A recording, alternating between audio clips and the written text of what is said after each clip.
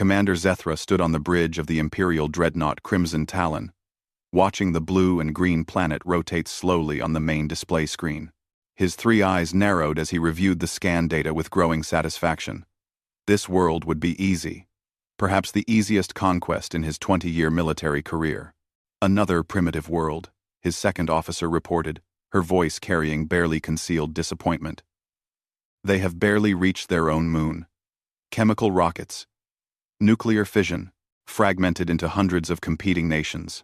No unified planetary government, no energy shields, no plasma weapons. Zethra clicked his mandibles in amusement. The Vylran Empire had conquered 847 worlds across the galaxy. This one, listed in their database as Sol 3, would become number 848 before the week ended. The humans living there had no idea what was coming. They were children playing with fire, thinking themselves advanced because they had split the atom and touched the void of space with clumsy metal capsules. Estimated resistance level? Zethra asked, already knowing the answer. Minimal, Commander. Their most powerful weapons are fusion warheads, primitive explosive devices. Our shields can absorb thousands of such impacts without degradation. Their military forces use projectile weapons and crude aircraft. Conquest estimate, 72 hours. 72 hours. 3 days to add another world to the Empire's collection. 3 days to secure the resources of an entire planet. The humans would surrender quickly once they saw the futility of resistance. They always did. There. Ender. There. Prepare the standard ultimatum, Zethra commanded. Broadcast it in all their major languages. Give them 12 hours to respond with unconditional surrender. The communications officer worked quickly, accessing the database of human languages. The Empire had been monitoring Earth's radio and television broadcasts for months. They knew everything about humanity. Their wars, their divisions, their fears. This knowledge made conquest simple. The humans were not united. They would not fight together. Some would surrender immediately, hoping for favorable treatment. Others would resist uselessly, wasting lives for pride. The message went out across every frequency, every communications channel humanity possessed. Television broadcasts were interrupted. Radio signals were overridden. Internet connections displayed the same message in thousands of languages simultaneously. People of Earth, you have been located by the Vylran Empire. Your world now falls within our territorial expansion zone. You will surrender all military forces immediately. You will accept imperial governors and administration. Resistance is futile. Your weapons are primitive. Your defenses are inadequate. You have 12 hours to respond with total submission. Failure to comply will result in military occupation and the destruction of your major cities. This is your only warning. Across Earth, chaos erupted instantly. In Washington, D.C., the president was rushed to a secure bunker. In Moscow, military forces went to high alert. In Beijing, generals argued about response options. In London, Parliament convened an emergency session. Across the world, billions of humans looked up at the sky with fear, anger, and disbelief. Alien life existed, and it wanted to conquer them. The United Nations held an emergency meeting. Representatives from every nation gathered, their ancient differences suddenly seeming small in the face of an external threat. But unity did not come easily. Some nations wanted to negotiate. Others demanded immediate military response. A few hoped the message was an elaborate hoax. We should launch our nuclear arsenal, one general argued. Show them we will not submit without a fight. That would be suicide, another countered. If they can travel between stars, our weapons might be useless against them. We must try to communicate, a diplomat insisted. Perhaps they can be reasoned with. Perhaps they want resources we can trade. The arguments continued for hours. No consensus emerged. Humanity had faced many challenges in its history, but never one like this. Never an enemy from the stars. With technology beyond comprehension, Commander Zethra watched the chaos with satisfaction. The humans were responding exactly as predicted. Confusion, fear, division. Some were already broadcasting messages of surrender. Others were positioning their primitive military forces. A few were launching their nuclear missiles toward the Imperial fleet, a gesture of defiance that would accomplish nothing. Intercept the incoming missiles, Zethra ordered casually. Use the point defense systems. Make it clear how outmatched they are. The nuclear weapons humanity launched with such hope were destroyed effortlessly. Laser systems locked onto each missile the moment it left the atmosphere, tracking trajectories with perfect precision. One by one, the weapons detonated harmlessly in space. Flashes of light that faded quickly in the void. Dozens of nuclear warheads, enough to devastate continents. Eliminated like insects. On Earth, military commanders watched in horror. Their most powerful weapons had been swatted aside without effort. The alien ships had not even moved to avoid the missiles. They had simply destroyed them casually, almost contemptuously. Prepare landing forces, Zethra commanded. The humans have 8 hours remaining in their ultimatum, but they have already demonstrated their intent to resist. Begin the occupation. Land forces at their major cities. Avoid excessive casualties if possible. Dead humans cannot work in the resource extraction facilities. 500 landing craft launched from the Imperial fleet. Each carried a full battalion of Vilran soldiers, equipped with plasma rifles, energy shields, and powered armor. They would sweep through Earth's cities, overwhelming the primitive human defenders with superior firepower. Resistance would collapse within hours. The landing craft entered Earth's atmosphere like falling stars, streaking across the sky in precise formation. They targeted New York, London, Tokyo, Beijing, Moscow, Delhi, Sao Paulo, Cairo. Major population centers where the show of force would be most effective. Once these cities fell, the rest of the planet would surrender. But something was wrong. The first indication came from the sensor stations. Deep underground, in places humans had never explored, strange readings appeared. Energy signatures that should not exist. Power sources activating after being dormant for millions of years. Massive. Impossible. Incomprehensible. Commander, the science officer reported, confusion evident in his voice. I am detecting unusual activity from the planet. Significant energy buildups at multiple locations. Underground. Deep underground. Zethra frowned. What kind of energy? Unknown, Commander. The readings are extraordinary. Power levels that should not be possible from a primitive civilization. And the patterns are wrong. They are not coming from human facilities. They are coming from the planet itself. Explain, Zethra demanded, feeling the first stirring of concern. I cannot, Commander. The energy sources are located deep in the planetary crust. Some at the core. The humans cannot have built them. They lack the technology to excavate at such depths. Yet the power signatures are there, and they are increasing. Across Earth, seismographs went wild.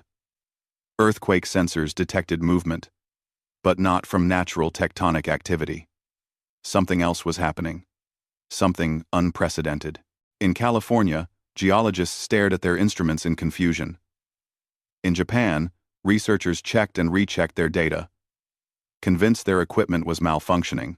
In Chile, at the great observatories, scientists noticed something impossible. The moon's orbit had shifted. Only by a tiny amount, barely measurable, but it had moved. Satellites confirmed it. The moon had adjusted its position by exactly 300 meters. That is impossible, one astronomer whispered. The moon does not just move. Something would have to push it. Something enormous, deep beneath the Mariana Trench. The deepest part of Earth's oceans. Something stirred. Metal surfaces that had been covered in sediment for 60 million years began to glow with blue light. Ancient mechanisms, older than humanity itself, activated with perfect precision. In the Sahara Desert, Beneath millions of tons of sand, massive structures hummed with sudden power. Underground chambers the size of cities began lighting up, their systems running through diagnostic checks after an impossibly long sleep. Beneath Antarctica's ice, under 2 miles of frozen water, geometric patterns appeared as power grids activated. The ice above began to melt slightly, steam rising in places no human had ever visited. And at Earth's core, surrounded by molten iron under crushing pressure, something awakened. Something vast. Something that had been waiting. The Vylran landing craft were 100 kilometers from the surface when every sensor on the Imperial fleet suddenly screamed warnings. The energy signatures from Earth had increased exponentially. Power readings were off the scale. The entire planet was lighting up like a sun. "Commander," the science officer shouted. "The planet is generating energy levels equivalent to our entire fleet's reactor output. No, more than that. 10 times more. 100 times. W. That is impossible." Zethra roared. "They are primitives." "How?" "It is not the humans, Commander. The energy is coming from the planet itself. The geological readings are all wrong. This world's structure. It is not natural. There are manufactured components in the crust. In the mantle. At the core. Commander, this is not a planet. This is." The transmission from Earth came simultaneously on every frequency. It was not in any human language. It was not in Vylran either. It was something older. A language the Empire's computers took precious seconds to begin translating. The voice was not organic. It was artificial, ancient, and utterly cold. Defense system active. Scanning threat level. Analyzing hostile forces. Calculating response parameters. 8, 2000, and D8. The moon moved again. This time, not 300 meters, 300 kilometers. It shifted in its orbit with impossible speed, repositioning itself between Earth and the Imperial fleet. The rock and dust covering its surface began to fall away, revealing what lay beneath. Metal. Geometric patterns. Weapon ports. The moon was not a moon. It was a weapons platform. Crew species identified. Human. Biological parameters confirmed. Transferring command authority to native population. Across Earth, 8 billion humans suddenly felt something new in their minds. A presence. A connection. Information flooding into their consciousness that they had no context for understanding. Images of systems and weapons and capabilities beyond comprehension. A neural link to something vast.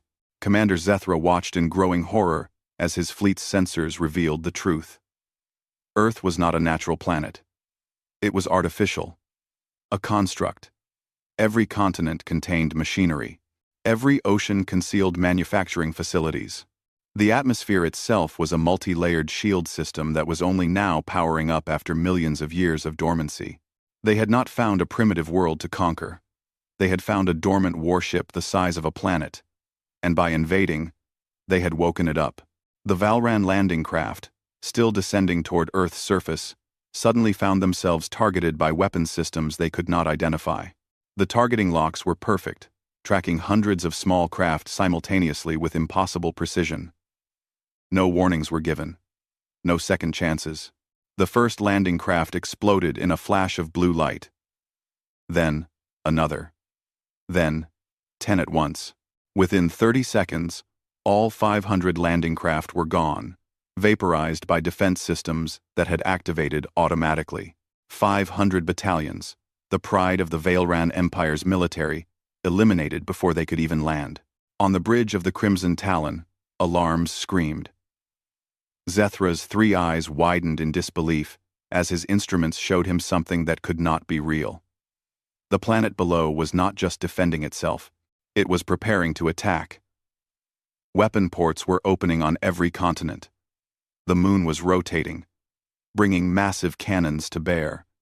And deep in space, something was moving, something that had been hidden in the asteroid belt, camouflaged and dormant. Mars. The red planet was not a planet either. It was moving under its own power, accelerating toward Earth's position, another component of whatever ancient defense network humanity had unknowingly been living on. "Retreat," Zethra commanded. "All ships, retreat to jump distance immediately." But even as he gave the order, he knew it was too late. The Empire had made a terrible mistake. They had not conquered Earth. They had awakened something that should have remained asleep. And now, 8 billion confused and frightened humans had just been given control of the most powerful weapons system the galaxy had ever seen. The message repeated across every frequency, translated now into Vialran with perfect clarity. Defense protocols engaged.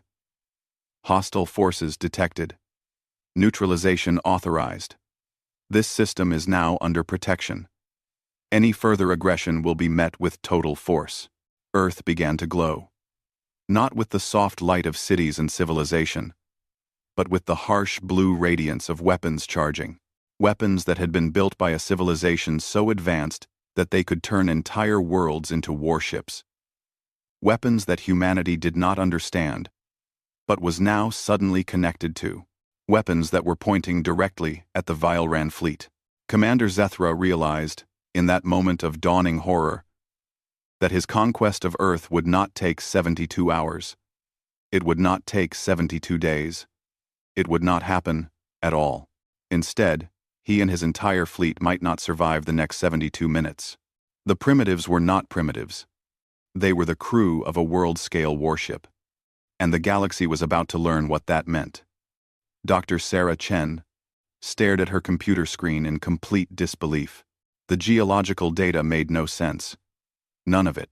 She had been studying Earth's structure for 15 years, written her dissertation on tectonic plate movement, published papers in the most prestigious journals.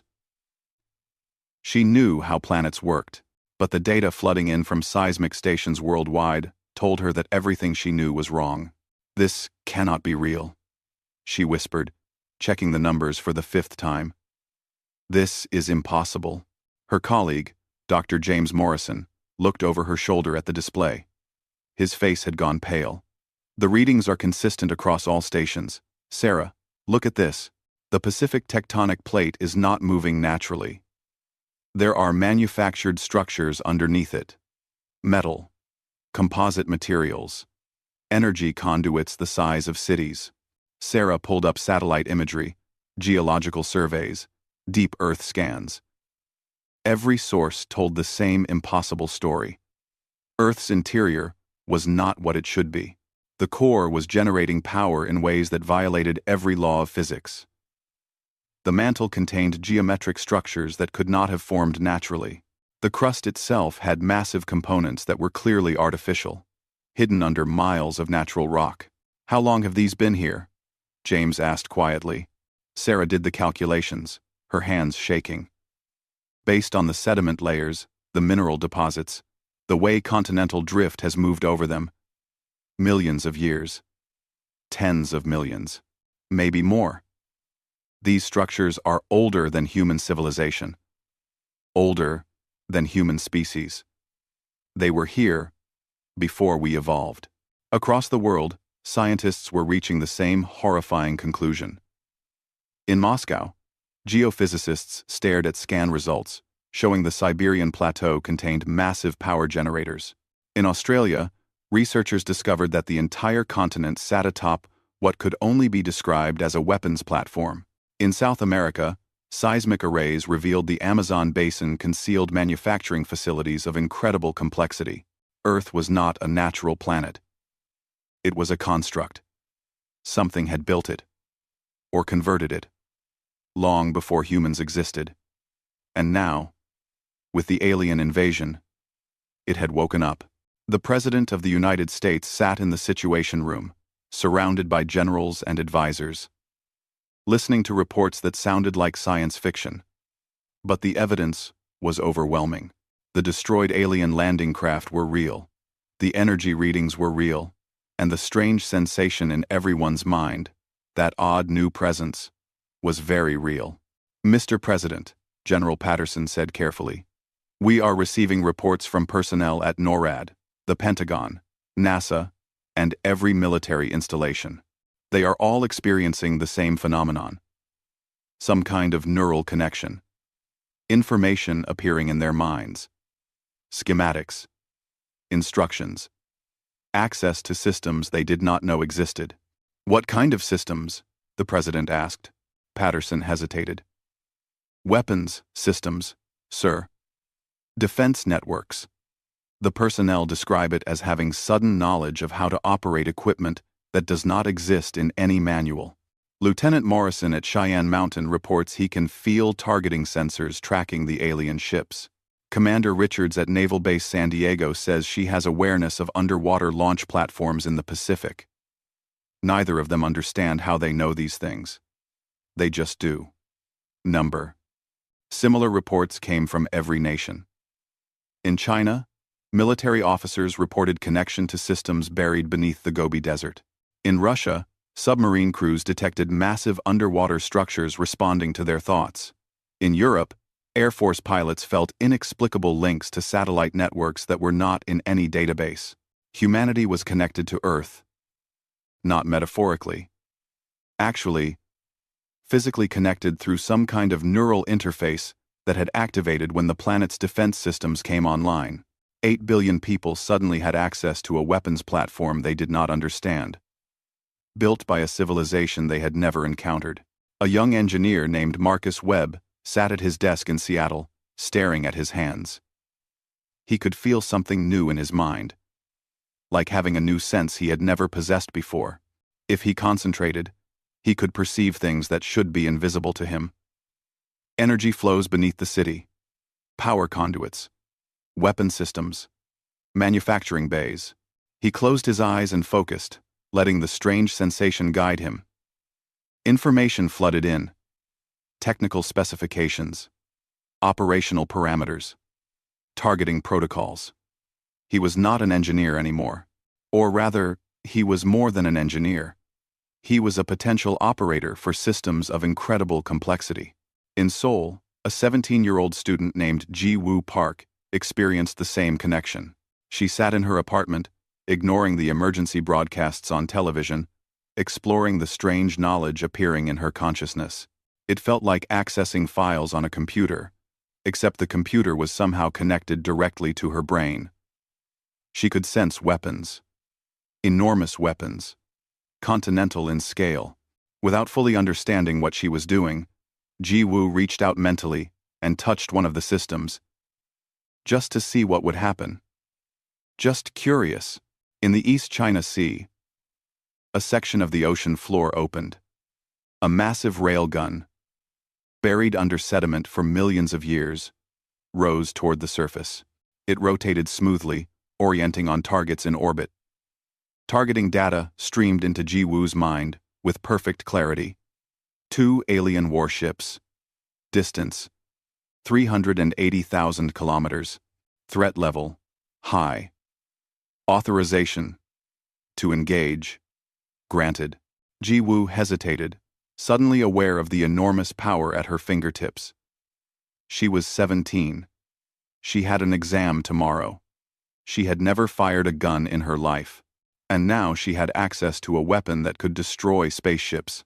The alien vessels were moving, repositioning to fire on population centers. Tokyo.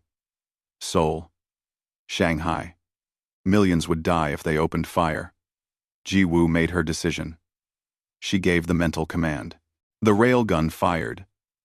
The projectile was a solid tungsten rod, 3 meters long, accelerated to a significant fraction of light speed. It crossed the distance to the alien warships in seconds.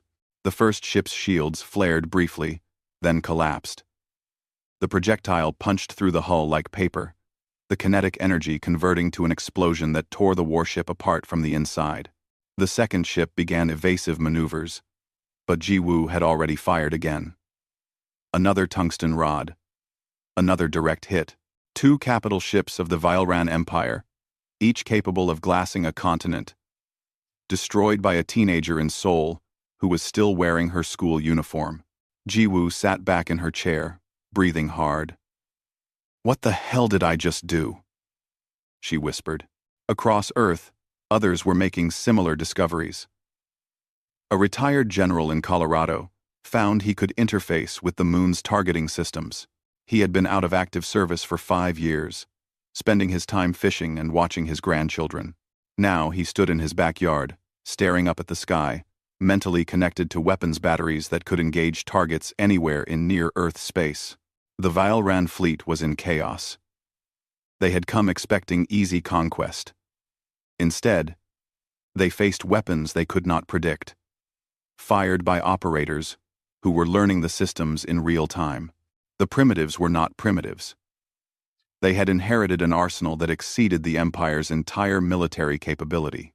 Commander Zethra watched his fleet's strength diminish with each passing minute. 6 more ships destroyed. Then 4 more. The attacks came from impossible angles. From the planet's surface. From the moon. From underwater platforms. From weapons hidden in asteroid clusters. Every system was waking up. And every system was deadly. "We must withdraw," his second officer insisted. "Commander, we are losing ships faster than we can retreat. This is not a battle. This is slaughter." Zethra wanted to argue, but the data was undeniable. His invasion force was being systematically eliminated by a defense network that had been dormant for millions of years. The humans were barely controlling it, operating on instinct and guesswork, and they were still winning. "Send a priority message to Imperial Command," Zethra ordered. "Tell them we have encountered an architect world." The bridge went silent. Every Vialran knew the stories. The architects were an ancient legend, a civilization that had vanished millions of years ago. They had been builders of impossible things, planet-sized constructs, star systems spanning defensive networks, weapons that could crack moons. The Empire had found ruins of architect technology on a few dead worlds, fragments that advanced Vialran science by centuries. But this was not a ruin.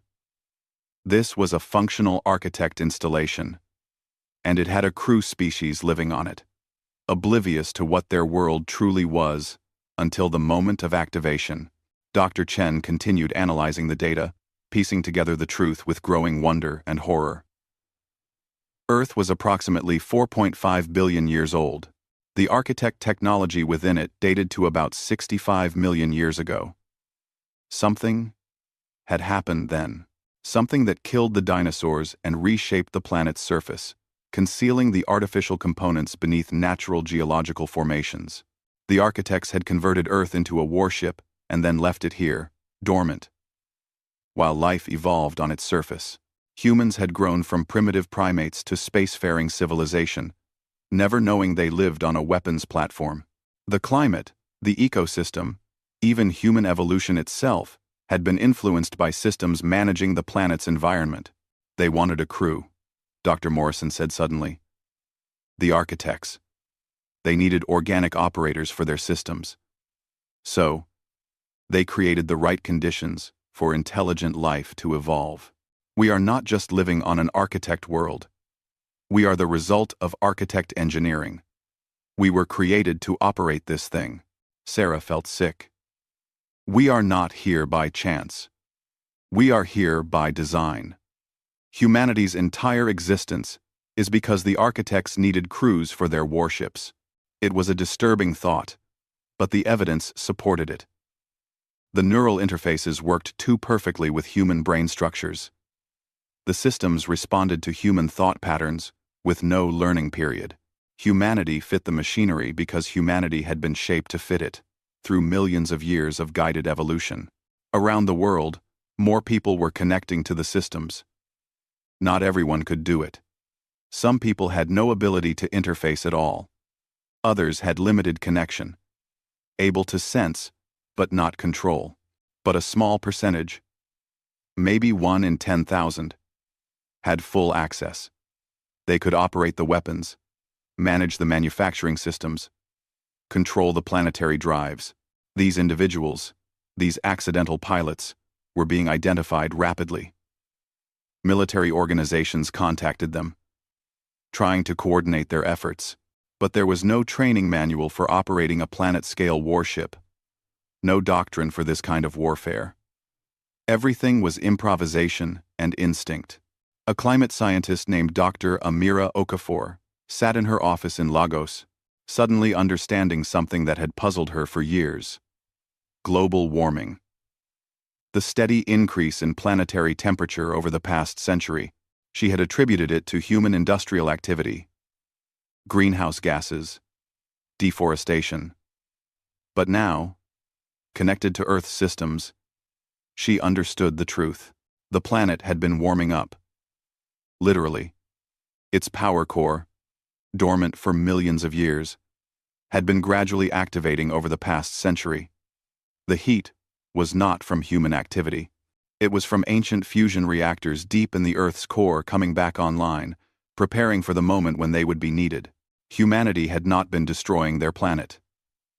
Their planet had been waking up. And they had mistaken the symptoms of activation for environmental catastrophe. "We have been living on a sleeping giant," Amira whispered. The Vileran fleet retreated beyond the moon's orbit, regrouping. Commander Zethra composed his report to Imperial Command with shaking hands. The conquest of Sol 3 had failed catastrophically. 27 capital ships destroyed. 15 more damaged. 500 landing craft eliminated. Over 40,000 soldiers dead. All in less than 6 hours. The humans had not even fully activated their planetary systems yet. They were still learning. Still discovering capabilities. And they had already dealt the Empire a blow that would be remembered for generations. Zethra included all the sensor data in his report. The energy signatures, the weapons specifications, the evidence of architect construction. Let the Emperor and his advisors decide what to do next. This was beyond a simple military problem. This was a galactic crisis. Earth was an architect world. Functional, crude, armed, and the humans controlling it were discovering their power with terrifying speed. In orbit around Earth, the moon completed its transformation. The last of the regolith covering fell away, revealing the truth beneath. It was not a captured asteroid. It was a manufactured moon. A weapons platform with firepower exceeding most fleet carriers. And it was fully online now, bristling with weapons that tracked the retreating Vileran ships with patient precision. Across Earth, power grids overloaded as the planet's systems drew electricity from every available source. Cities went dark. Not from attack, but from their world demanding power for its awakening. Fusion reactors buried in the crust came online, supplementing and then replacing human power generation. Within hours, Earth was generating more energy than humanity had produced in its entire history, and it was still warming up. The message broadcast again, that same ancient artificial voice speaking in languages human and alien. Primary systems online. Crew integration at 37%. Defensive posture established. Threat assessment continuing. This installation remains under full combat readiness. Humanity had found Earth. They had built civilizations on it, fought wars on it, created art and science and culture. They thought it was their home. They were right, but home was not what they thought it was. Home was a battleship, and they were its crew. And the galaxy was about to learn what happened when you attacked a world that could fight back. Admiral Kreshtal, of the Vileran Empire, studied the holographic display with mounting concern. 3 full battle fleets orbited just beyond Earth's engagement range, representing the largest military concentration the Empire had assembled in 50 years. 1,200 warships, 300,000 soldiers, weapons capable of shattering continents. It should have been overwhelming force. But the data from Commander Zethra's initial contact was deeply troubling. The humans possessed architect technology. Functional architect technology. That changed everything. The Emperor himself had ordered the deployment of these fleets with explicit instructions. Take Earth intact if possible. Destroy it if necessary. The Empire could not allow an architect installation to remain in hostile hands. Status of the human forces? Kreshtal asked his tactical officer. Difficult to assess, Admiral. The planet itself is a weapons platform with capabilities we cannot fully measure. The moon is a mobile battle station. Several asteroids in the belt have revealed themselves as additional installations. Mars appears to be another component, though currently dormant. As for the humans themselves, they are still learning their systems. Our intelligence suggests only a small percentage can directly interface with the architect technology. Then we strike now, Kreshtal decided. Before they fully understand what they possess, prepare the siege cannons. If we cannot take Earth, we will crack it open and study the pieces. On Earth, chaos continued as humanity struggled with its unexpected inheritance. Military command centers worldwide tried to coordinate the individuals who could interface with the planetary systems, but it was like herding cats. These operators came from every background imaginable: soldiers, students, engineers, artists. Some were cooperative, others were terrified. A few were drunk with their sudden power. Lieutenant Colonel David Reeves stood in the Pentagon's newly established Interface Operations Center, trying to make sense of the situation. On the screens before him, markers showed the location of confirmed operators around the world. Over 8,000 identified so far. More appeared every hour as people discovered their connection to the systems. "We need organization," Reeves said to his commanding officer, General Hampton. "These people need training, coordination. We cannot fight an interstellar empire with random civilians firing weapons they barely understand." Hampton nodded grimly. "Agreed. But we do not have time for proper training. Intel suggests the aliens are preparing a major assault. Multiple fleets, inbound. We need every operator we can get, trained or not." A young man in his early 20s stood near the back of the operations center, feeling completely out of place.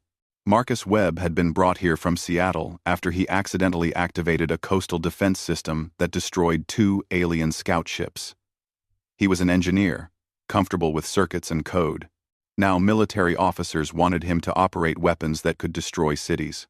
"I do not know what I am doing," Marcus said honestly. "I felt something in my head, touched it, and things happened. I cannot explain how." "You do not need to explain," a woman's voice said. Marcus turned to see a pilot. Air Force, by her uniform. Captain Rachel Torres. "None of us understand it completely, but we can feel it. Right? The connection. The systems responding to our thoughts." Marcus nodded. "It is like having a new sense. I can feel the weapons, the power systems, manufacturing facilities under the ocean. If I concentrate, I can access them. But actually controlling them is different. It takes focus, intent. Then we practice," Rachel said simply. "The aliens gave us a few hours. We used them." Around the world, similar conversations were happening. In Beijing, Chinese military officers worked with operators who could sense systems beneath the Himalayas. In Moscow, scientists collaborated with individuals who had connected to Arctic installations. The divisions between nations were fading rapidly. When faced with extinction, old rivalries seemed suddenly petty. Jiwoo Park sat in a military facility in Seoul, surrounded by advisors trying to understand her capabilities. She was the teenager who had destroyed 2 warships. Now she was being treated like a strategic asset. "Can you fire that weapon again?" a general asked her in Korean. Jiwoo closed her eyes, reaching out mentally. The railgun in the East China Sea responded immediately to her attention. "Yes, but it needs time to recharge. Maybe 10 minutes between shots. And I can feel other weapons, different systems. Some I understand, many I do not." "Show us what you can access," another officer requested. Jiwoo opened her senses fully, letting the connection expand. Information flooded in. She could feel weapons, platforms across Asia, defense systems in the Pacific, manufacturing facilities beneath the ocean floor. power generators in the Earth's crust. It was overwhelming, like trying to drink from a fire hose. "There is so much," she whispered. "Weapons everywhere. Some are active. Some are still sleeping. Some are damaged. And there are systems I cannot identify. Things that might not be weapons at all. Manufacturing? Transportation? I cannot tell." In Colorado, retired General Arthur Hendricks stood in his backyard, mentally connected to the moon's weapons grid. He had spent 40 years in the military before retiring to a quiet life. Now, at age 67, he was back in service. The most important service of his life. The moon's systems were vast and complex. Hundreds of weapons, batteries, shield generators, power cores, sensor arrays. Hendricks could access them all, but controlling them simultaneously was impossible. He focused on the primary weapons, the massive cannons designed for engaging capital ships. "Fire control is responsive," he reported through his phone to the Pentagon liaison. "I can target individual ships or engage multiple targets. But the system wants parameters. Rules of engagement. It keeps asking me questions I do not have answers for." The liaison's voice came back. "What kind of questions?" "Threat assessment protocols. Acceptable collateral damage thresholds. Priority targeting criteria. The system is waiting for command-level decisions before it will operate at full capacity. I think the architects designed it to require conscious oversight. Humans have to make the hard choices. The machines just execute them." It was a sobering thought. The weapons were incredible, but they were not autonomous. They needed human judgment, human morality. Humanity had not just inherited a warship, they had inherited the responsibility of deciding when and how to use it. Dr. Sarah Chen had been relocated to a bunker beneath NORAD, working with a team of scientists trying to understand Earth's structure. The geological data was staggering. Every continent contained architect technology. The entire planetary crust was interwoven with machinery. "It is beautiful," Sarah said, studying the scans. "In a terrifying way. The integration of artificial and natural systems is seamless. The architects did not just build weapons into Earth, they made the weapons part of Earth. The planet's tectonic activity is managed by the systems. The magnetic field is generated by artificial cores. Even the atmosphere is regulated by environmental processors. Earth as we know it exists because the architects made it this way." A young geophysicist named Dr. Yuki Tanaka pointed to a specific scan. "Look at this. The Pacific Ocean floor. There are structures down there larger than cities. Manufacturing complexes. They are starting to activate. Producing something. The output is being transported through underwater channels." "Producing what?" Sarah asked. "Drones, I think. Automated defenders. The system is building its own fleet. Across Earth's oceans, ancient factories came online. They drew resources from the ocean floor, processed minerals through technologies humanity barely understood, and produced machines of war. Small attack drones, space fighters, automated weapon platforms. The production rate was extraordinary. One factory alone was outputting 1,000 units per hour. Humanity was not fighting alone. Earth itself was mobilizing, manufacturing the tools for its own defense. Admiral Kreshtal received reports of the manufacturing activity with growing alarm. "They are building forces. The planet is literally constructing a military fleet. If we do not strike now, they will become unbeatable." "Siege cannons ready, Admiral," his weapons officer reported. "Targeting the planet's major power nodes. If we destroy the primary reactors, the defense systems should fail." Kreshtal gave the order. Fire. 6 massive beams of coherent energy lanced toward Earth from the Vilran fleet. Each beam carried enough power to vaporize a mountain. They targeted locations where sensor data showed the strongest energy signatures: Beijing, Moscow, the Sahara, the Amazon, Antarctica, the Pacific. The beams struck Earth's atmosphere and stopped. Simply stopped, as if hitting an invisible wall. The atmosphere itself was the first layer of defense, a shield of incredible sophistication. The energy from the siege cannons was absorbed, distributed, and dissipated harmlessly across the global grid. Impossible, Kreshtal shouted. Those are siege-grade weapons. They should penetrate any shield. The planetary defense is unlike anything in our database, his science officer reported. It is not a traditional energy shield. It is manipulating the atmosphere itself, using it as a medium to redistribute incoming energy. Our weapons are not penetrating. They are being spread across the entire planetary surface until the energy density is negligible. On Earth, operators felt the attack through their neural links. The siege cannons had been powerful, but the planetary shields had handled them easily. However, the shield system demanded more power. More reactors came online. More systems activated. Earth was escalating its defensive posture. Marcus Webb, standing in the Pentagon Operations Center, suddenly gasped. New information flooded into his mind. I have access to something new. Something big. It is calling itself a planetary drive. I think Earth can move.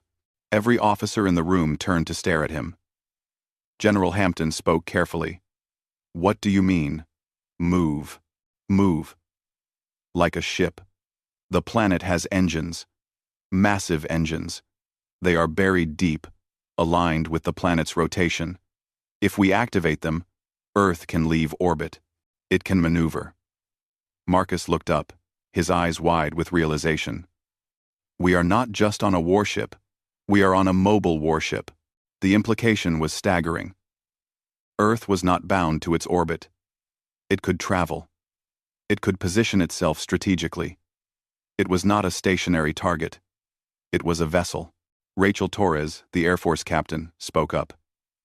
If Earth can move, what about the other planets? Mars showed signs of activation. Are they warships too? Sarah Chen, monitoring from NORAD, jumped in on the communication line. Mars is definitely artificial. So are several of the larger asteroids. Jupiter's moons are showing unusual readings too. I think this entire solar system is an architect installation. Earth might be the flagship, but it is not alone. There is a whole fleet here. Arling. The humans were beginning to understand the scope of what they had inherited. Not just a planet. An entire star system converted into a military installation. The architects had not built one warship. They had built a fleet anchored around Sol. In Sol, Jiwoo experimented with her connection. Reaching deeper into the systems, she found something unexpected. A database.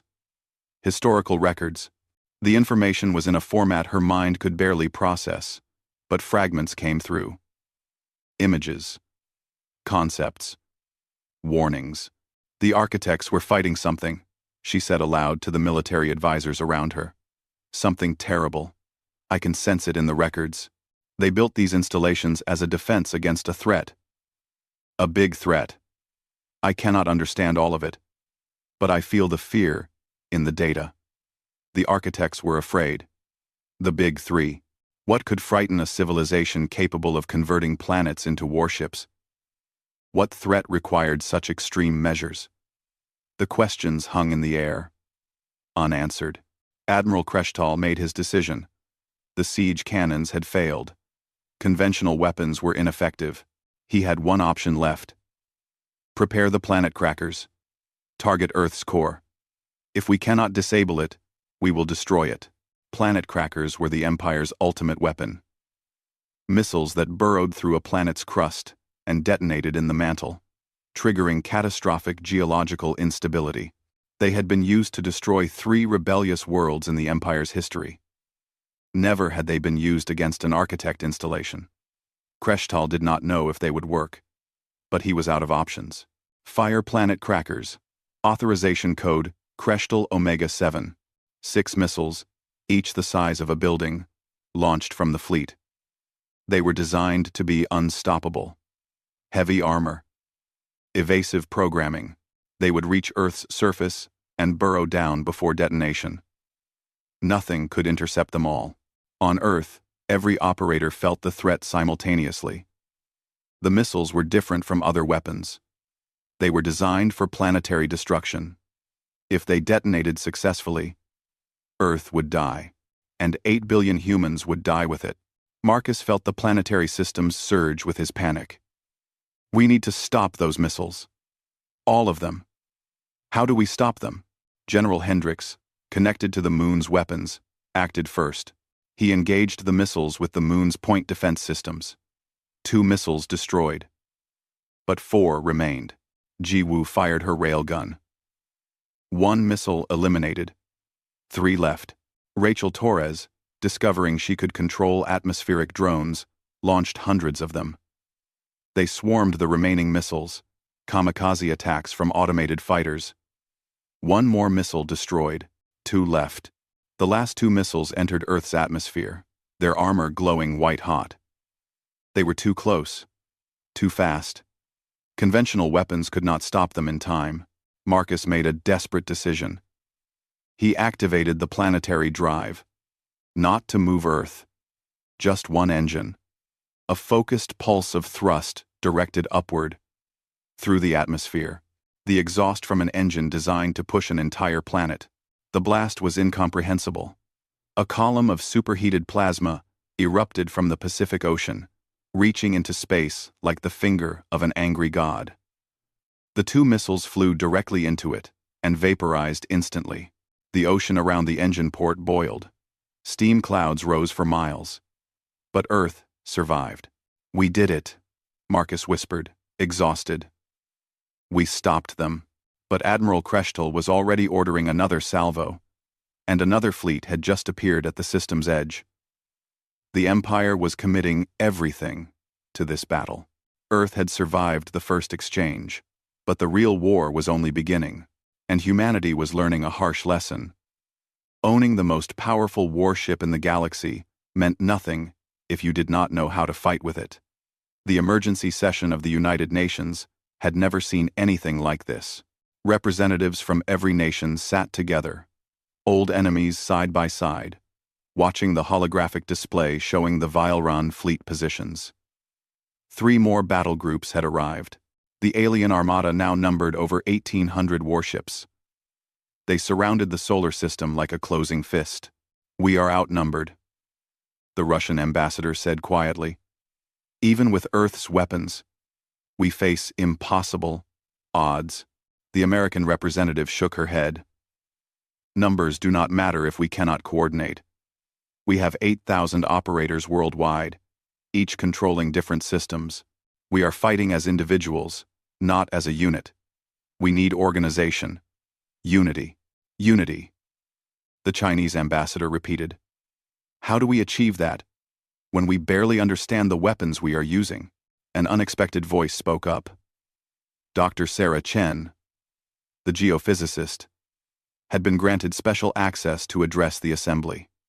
The neural interface works better when operators cooperate. We have been testing it. When multiple operators focus on the same system together, their connection strengthens. The architect technology responds to collective human consciousness. It is designed for crews working in coordination. The Secretary General leaned forward. You are saying the system works best when we work together? Exactly. The architects built this as a warship, and warships need crews, not individual heroes. Coordinated teams. When operators combine their efforts, they can access capabilities none of them could reach alone. It was a revelation that changed everything. Earth's defenders needed to stop fighting as scattered individuals and start operating as a unified crew. But that required something humanity had struggled with throughout its history: cooperation on a global scale. We need a command structure, a military advisor suggested. Operators assigned to specific systems. Clear chains of command. Coordinated tactics. We need more than that, said Dr. Amira Okafor, the climate scientist who understood the planetary power systems. We need volunteers willing to enter deep neural integration. The system has chambers, facilities designed for maximum connection. Operators who enter them can access far greater capabilities, but at significant physical cost. The implications were sobering. Deep integration meant risking lives to achieve greater power. It meant asking people to become part of the machine, potentially burning out their nervous systems for the sake of planetary defense. Where are these chambers? The Secretary General asked. Amira pulled up a map. All over the world, under the pyramids of Giza, beneath Stonehenge, at Angkor Wat in Cambodia, under Machu Picchu, Göbekli Tepe, Easter Island, every ancient site that humanity considered sacred or mysterious. They were all built on top of architect integration chambers. Our ancestors sensed something powerful in those locations. They were right. Marcus Webb sat in the Pentagon Operations Center, listening to the global conference through his headset. The idea of deep integration terrified him. But the alternative was worse. If Earth fell, humanity ended. It was that simple. I will do it, he said quietly. I will volunteer for deep integration. General Hampton looked at him seriously. You understand the risks? The medical teams cannot guarantee your safety. We do not fully understand what this will do to your body. I understand. But I can feel the planetary drive systems. They respond to me better than to anyone else. If I enter deep integration, maybe I can actually move Earth. Position us strategically. We need every advantage. Similar conversations happened around the world. Jiwoo in Seoul volunteered for the chamber beneath the Korean demilitarized zone, a site that had been discovered only days ago.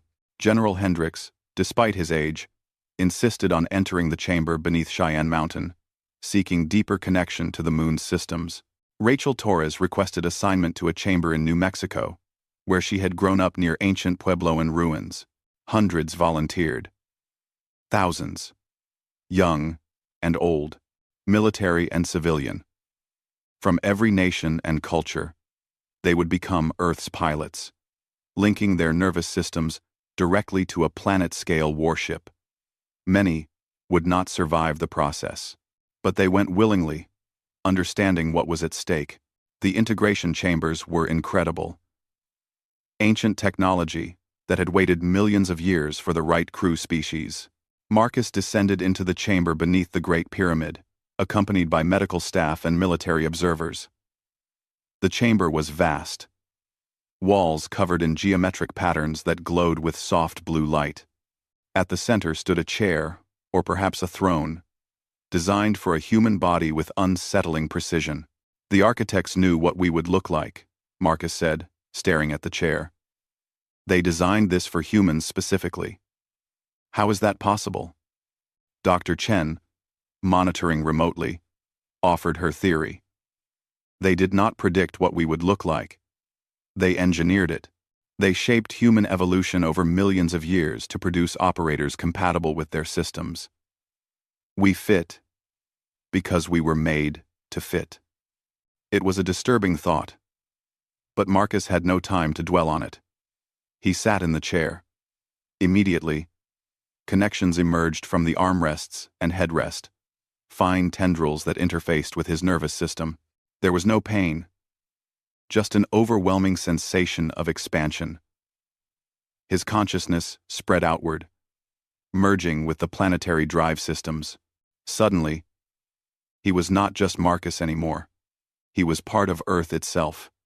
He could feel the planet's rotation, its orbit around the sun, the gravitational interactions with the moon and other planets, and he could change those things. The planetary drives were his to command, responding to thought as naturally as moving his own limbs. Integration successful, a medical monitor reported. Neural activity is stable. Subject is maintaining consciousness. Marcus could barely hear them. His awareness was too vast. He could sense the Vilran fleet positioning for another attack. He could feel the strain on Earth's shield systems. And he knew with absolute certainty, what needed to be done. Earth needs to move, he said, his voice distant. The fleet is concentrating fire on one hemisphere. If we rotate faster, distribute the incoming energy across more surface area. I can do it. He engaged the planetary drives, not to move Earth from orbit, but to alter its rotation. The planet's spin increased slightly, just enough to ensure no single location bore the brunt of sustained bombardment. It was such a small change that humans on the surface barely noticed.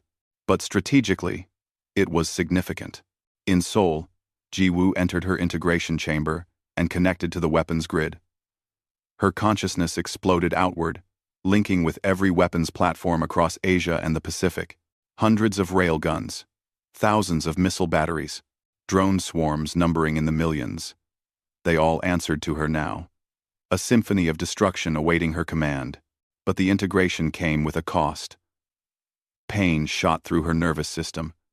The connection was burning her out, demanding more than her body could safely give.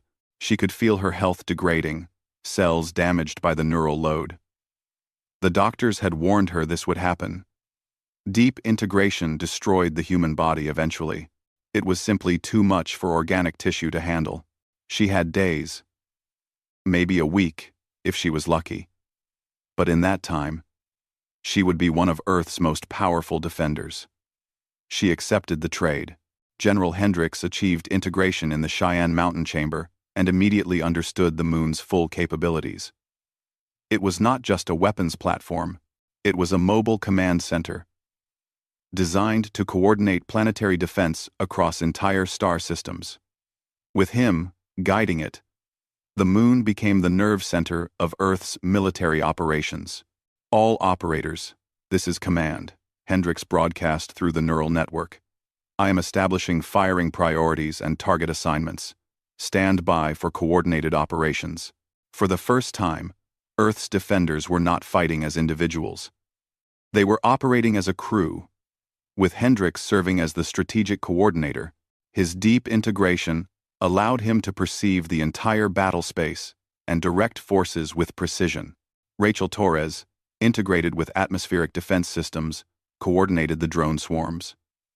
Dr. Okafor managed power distribution, ensuring energy flowed to the systems that needed it most. Other operators managed shields, targeting, manufacturing, and logistics. They were becoming a crew in the truest sense. Admiral Kreshtal watched this coordination emerge with growing desperation. They are learning, he said to his officers. Every hour they become more effective. We must break their defense now, before they achieve full operational capability. The extinction fleet has arrived, his tactical officer reported. 98 capital ships, armed with weapons designed to sterilize rebellious worlds. The extinction fleet was the Empire's ultimate response to worlds that refused submission. It had destroyed 3 civilizations in the Empire's history. Each time, the targeted world had been reduced to molten slag, all life eradicated. The fleet carried weapons that could ignite atmospheres, boil oceans, and crack planetary crusts. Deploy the extinction fleet, Kreshtal ordered. This ends now. On Earth, every operator felt the new threat arrive. The extinction fleet's weapons were unlike anything they had faced. These were not precision instruments. They were tools of genocide, designed for total destruction. Hendricks assessed the situation coldly. We cannot defend against that firepower indefinitely. We need to take the offensive. Strike at their fleet directly. How? Ji-woo asked through the neural network. We are powerful, but we are still one planet, against hundreds of warships. Mars, Marcus said suddenly. I can feel it. Mars is not just an installation. It is a frigate, a support vessel. If we wake it up, Dr. Chen confirmed from her position. Mars is showing increasing activity, the same activation patterns we saw with Earth. If an operator achieves integration there, we might be able to bring it online. We do not have anyone on Mars, General Hampton pointed out. We can send someone, Rachel suggested. Earth's manufacturing systems have been producing ships, small ones, but functional. We have spacecraft now. We can get someone to Mars. It was a desperate plan. Send an operator to Mars, achieve integration, wake up a planet-sized warship that had been dormant for millions of years. The risks were enormous, but the alternative was extinction. "I will go," a voice said over the network. It was a Russian cosmonaut, Commander Dmitry Volkov, stationed on the International Space Station when the invasion began. "I am already in space. Get me a ship, and I will reach Mars." The decision was made quickly. One of Earth's newly manufactured ships was dispatched to collect Volkov. It was a small craft, barely large enough for one person. But it was fast. It could reach Mars in hours, using technology humanity had never possessed before. While Volkov began his journey, the extinction fleet opened fire. The attack was devastating. Coherent energy beams designed to ignite atmospheres struck Earth's shields. The planetary defense held, but barely. Power systems strained, shield generators overloaded. The operators felt Earth's pain through their neural links. "Redistribute shield coverage," Hendricks commanded. "Focus on the northern hemisphere. Let some energy through on the southern oceans. We can absorb impacts on water." It was a calculated risk. Allowing some weapons through meant accepting damage. But trying to block everything would overload the shields completely. Earth had to endure some hits to survive. The extinction fleet's beams penetrated the shields in the South Pacific. The ocean boiled instantly. Billions of tons of water flash vaporized into steam. Tsunamis radiated outward from the impact zones. Coastal cities evacuated in panic. But Earth itself survived. Ji-woo coordinated the counterattack. With her deep integration, she controlled weapons across the Pacific region, like extensions of her own body. Railguns fired in perfect synchronization. Missile swarms launched in waves. Drone fighters engaged the extinction fleet's smaller craft. 3 capital ships of the extinction fleet were destroyed in the first minute of her assault. 5 more in the second minute. The Vileran forces had never faced such precise, overwhelming counterfire. One human operator, integrated with the planetary systems, was proving more effective than their entire tactical division. But the cost was terrible. Ji-woo screamed as her nervous system burned. Medical monitors showed catastrophic damage. Her body was failing under the neural load. "Break integration," her medical team shouted. "You are killing yourself." "Not yet," Ji-woo gasped. "Not until Mars wakes up. Not until we have support." She held on through sheer willpower, directing Earth's fury at the extinction fleet even as her body degraded. She was 17 years old, and she was dying to save her world. Commander Volkov reached Mars in record time. The red planet had been quietly activating during Earth's battle, its own architect systems coming online in sympathy with its sister world. Volkov landed near Olympus Mons, the largest volcano in the solar system, now revealed to be the primary integration chamber for the Mars installation. He descended into the Martian facility and found a chamber identical to Earth's. He sat in the chair without hesitation. The connection was instantaneous and overwhelming. Mars was smaller than Earth, but no less powerful. It was designed as a support vessel, a weapons frigate that could maneuver quickly and provide covering fire for the larger planetary warships. "Integration complete," Volkov reported through the solar system. "Wide neural network. Mars is online, preparing to join the battle." For the first time in millions of years, Mars moved under its own power.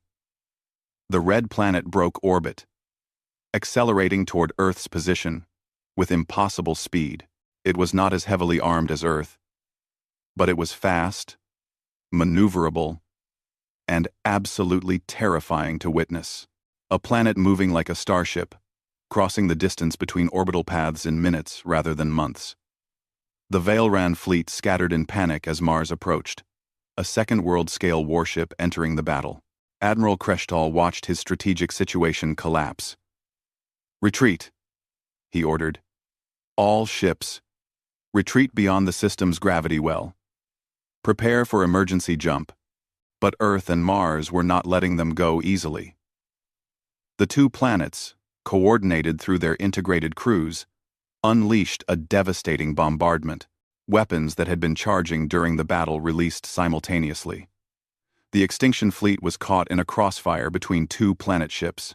98 capital ships entered the battle. 43 survived to retreat. The rest were destroyed, vaporized, or left crippled and drifting. The greatest fleet the Vialran Empire had ever assembled was shattered in less than an hour. Jiwoo finally released her integration, collapsing unconscious in her chair. Medical teams rushed to stabilize her. She had held on long enough to see victory, but her body was destroyed. She would not survive more than a few days. She had given everything for Earth. Similar casualties occurred across the planet. Of the thousands who achieved deep integration, hundreds died from neural burnout. Thousands more were permanently injured. The medical costs of operating a world-scale warship were devastating, but Earth had survived. Mars was awake, and the Vialran Empire was retreating in defeat, leaving behind wreckage and shattered pride. Humanity had won its first major battle, but they all knew this was not the end. The Empire would return, and next time, they would bring more than conventional fleets. They would bring everything they had. Earth needed to prepare, and humanity needed to decide what kind of civilization they would become now that they knew their true nature. They were not just inhabitants of a planet. They were the crew of a warship, and the galaxy was watching to see what they would do next. 3 weeks had passed since the Battle of Sol, as humanity was already calling it. The wreckage of Vialran warships still orbited Earth like a graveyard. Some pieces had been captured and were being studied. Others had been destroyed or had drifted into the sun. The debris field served as a constant reminder of what humanity had accomplished and what they had lost. Jiwoo Park died 4 days after the battle. She never regained consciousness after her final integration session. Her funeral in Seoul was attended by thousands, and billions more watched worldwide. She was 17 years old and had destroyed more enemy warships than most military forces could claim. Statues were being planned. Schools would be named after her.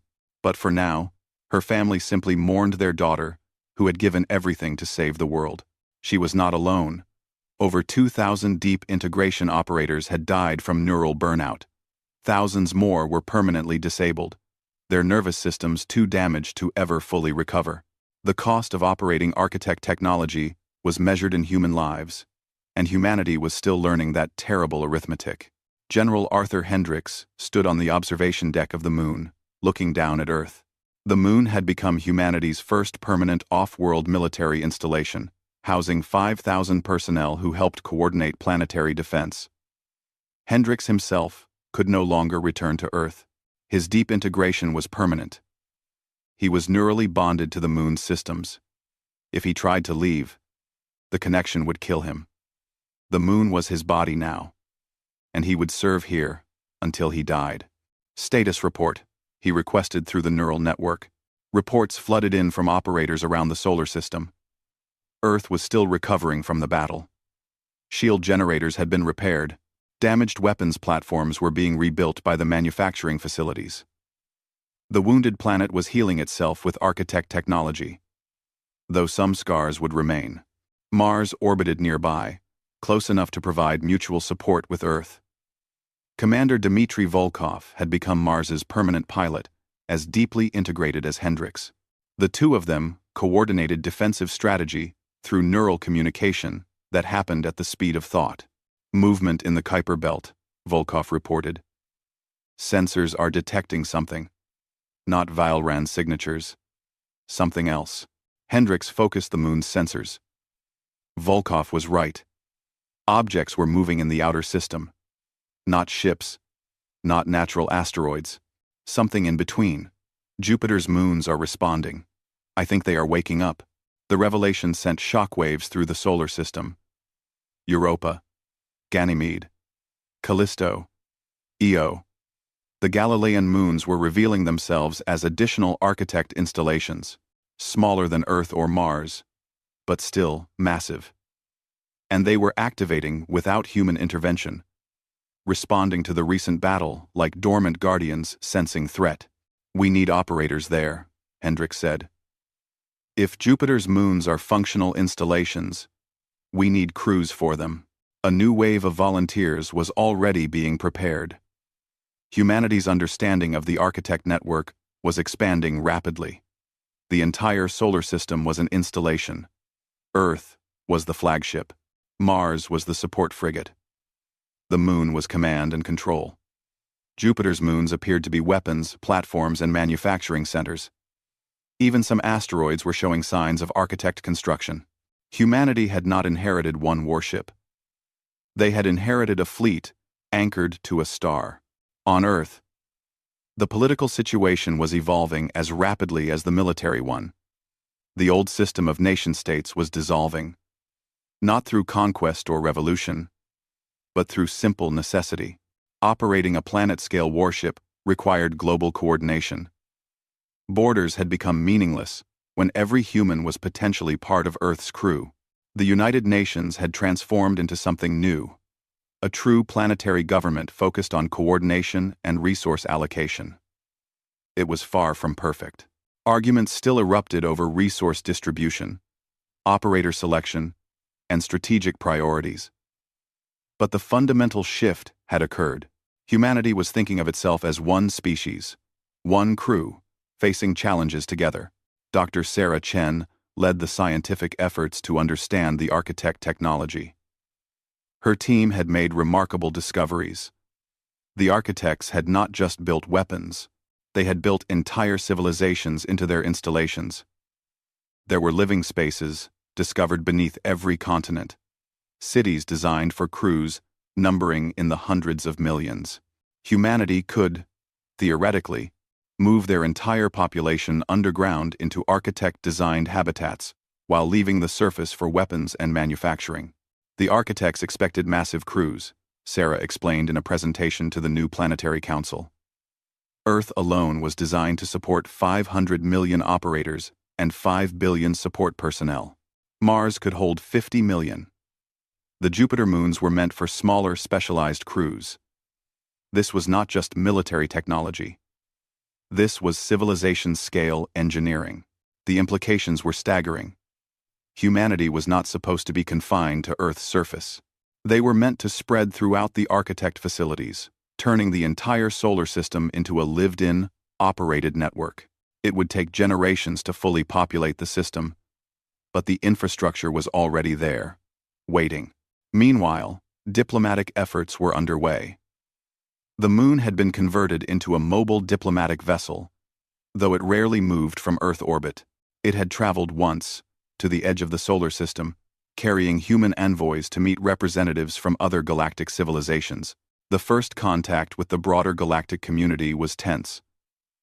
Ambassador Maria Santos led the human delegation, accompanied by military advisors and scientists.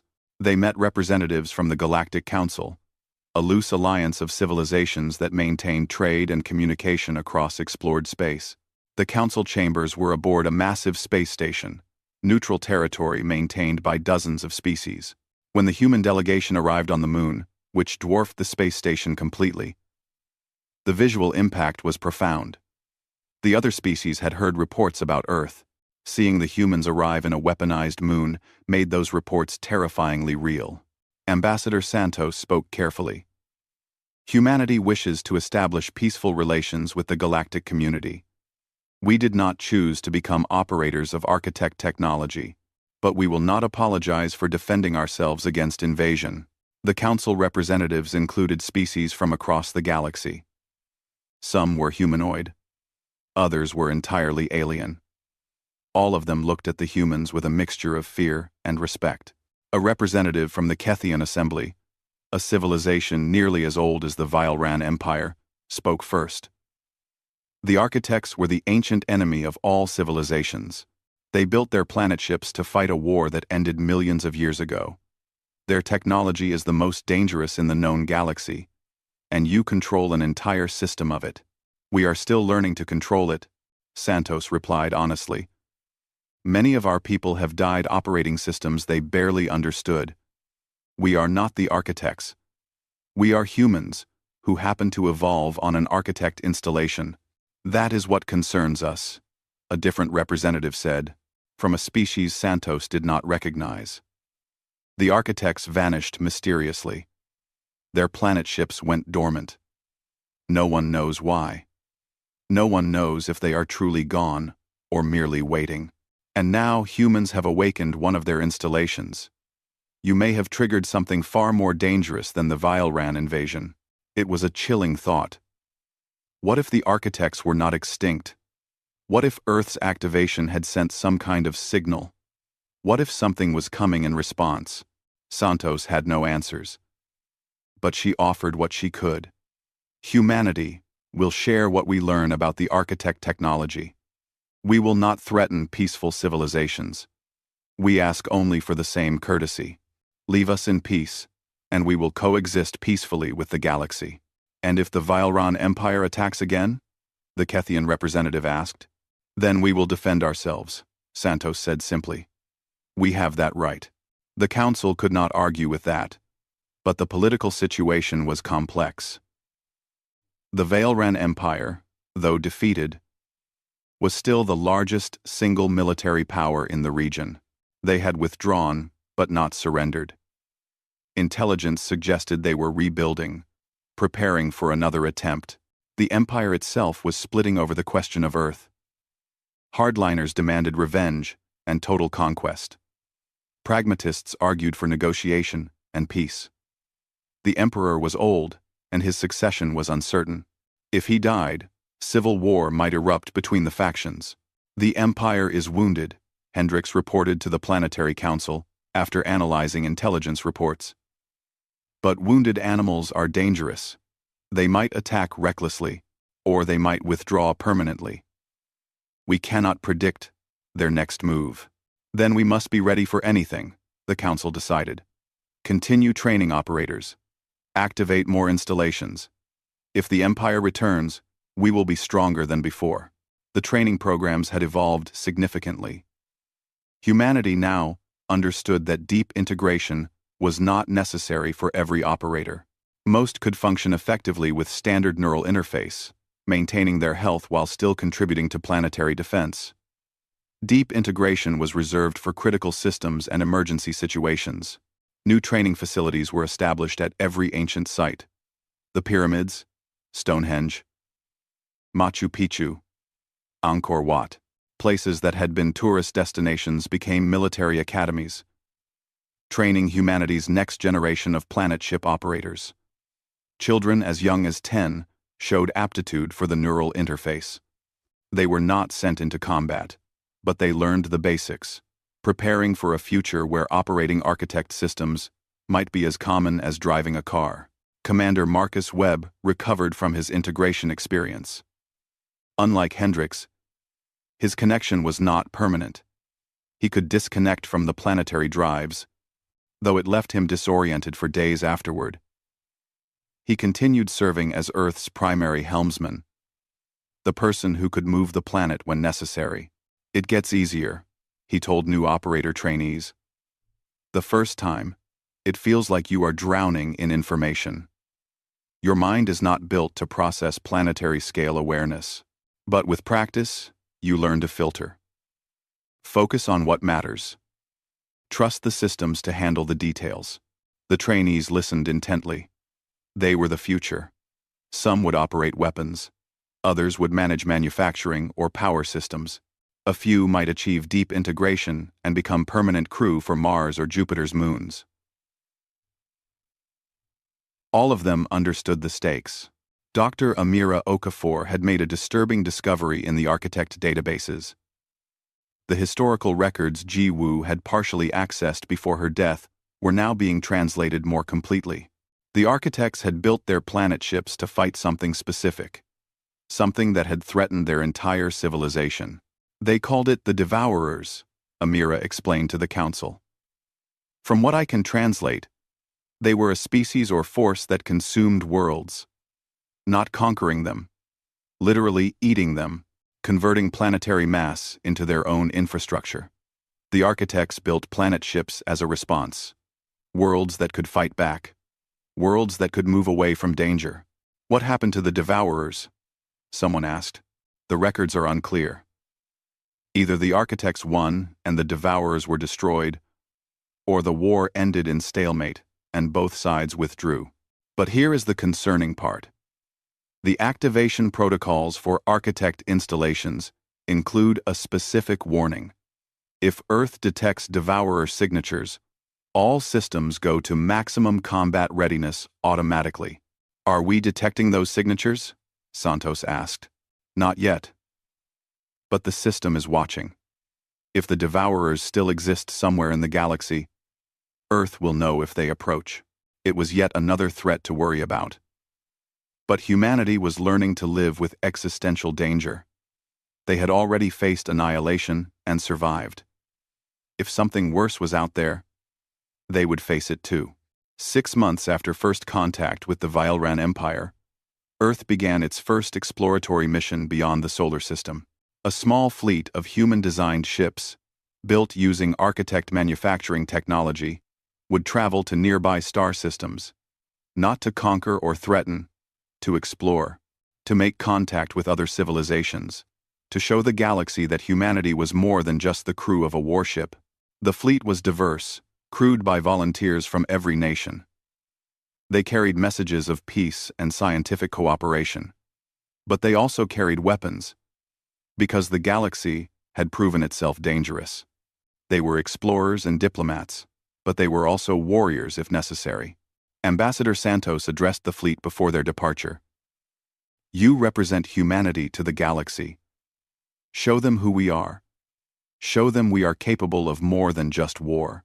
We did not choose to become what we are, but we can choose what we do with it. The fleet launched, jumping to faster-than-light travel using technology that humans had only possessed for months. They disappeared into the cosmic night, carrying humanity's hopes and dreams to the stars. On Earth, life continued. Cities were being rebuilt. The scars of battle were healing. But everything had changed. Humanity knew its true nature now. They were not just another species trying to survive on one small world. They were the inheritors of technology that could reshape solar systems. They were the crew of Earth, a planet-scale warship left behind by an ancient civilization. The question now was what humanity would become. Would they be conquerors, like the Vylran Empire? Would they be isolationists, hiding behind their weapons? Or would they be something new, a species powerful enough to defend themselves but wise enough to seek peace? General Hendricks watched Earth from the moon's observation deck, thinking about that question. He was 67 years old, and would die on this moon. His neural system too integrated to ever separate. But he did not regret his choice. He had given his life to protect humanity's future. Now it was up to the next generation to decide what that future would be. Sir, an operator reported, we are detecting unusual energy signatures in deep space. Multiple sources. Moving toward our system. Hendricks felt a chill. Identification? Unknown. Not Vylran. Not any species in our database. The energy patterns are strange, organic, like they are alive. Hendricks accessed the sensor data directly through his neural link. The signatures were indeed unusual, massive, ancient, and they were approaching from the direction of the galactic core, where the architects had supposedly fought their ancient war. Send a priority alert to Earth and Mars, Hendricks ordered. Unknown contacts approaching, possibly hostile. Prepare defensive measures. Across the solar system, architect installations began activating more fully. Systems that had remained dormant even during the Vylran battle came online. Earth's deepest weapons, held in reserve, prepared to deploy. Mars adjusted its orbit, positioning for combat. Jupiter's moons powered up their manufacturing facilities, beginning to produce ships at rates humanity had not yet attempted. The architect network was recognizing a specific threat, and it was responding with the full power of its design. Humanity gathered on their planet ship, watching the darkness of space with newly opened eyes. They had faced one empire and survived. Now, something else was coming, something that had fought the architects themselves millions of years ago. Whatever happened next, humanity would face it, as they had learned to face all challenges. Together, as one species, as the crew of Earth. The blue planet turned in space, surrounded by its fleet of moons and sister planets. A network of world ships waiting for whatever came from the deep. Weapons that could crack continents stood ready. Shields that could deflect starfire were charged. Millions of operators worldwide maintained their neural links, ready to defend their home. Humanity had not asked to become warriors on a galactic scale. They had not chosen to inherit weapons that could reshape solar systems. But the galaxy had found them, had attacked them, and had learned a crucial lesson. Earth was not a prize to be taken. It was a warship to be feared. And its crew, once divided and primitive, had become something the galaxy had not seen in millions of years. They had become the rightful heirs of the architects, and the galaxy would never be the same.